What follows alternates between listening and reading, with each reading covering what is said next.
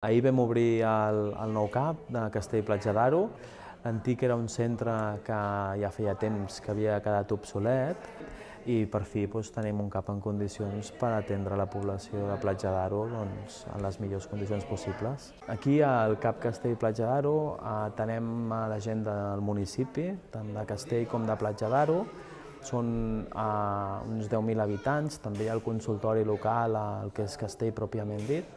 i després també tenem tota la població que pugui venir a passar el cap de setmana, des de Girona, gent que té segones residències, molta gent de la zona de Barcelona i després turistes varis que poden venir d'Europa i arreu. Sí,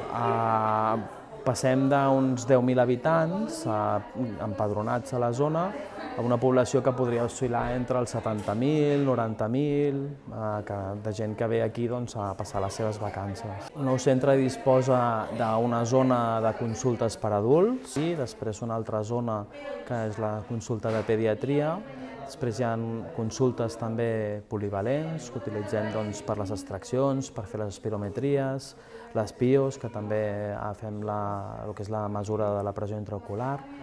i després també tenim una zona d'urgències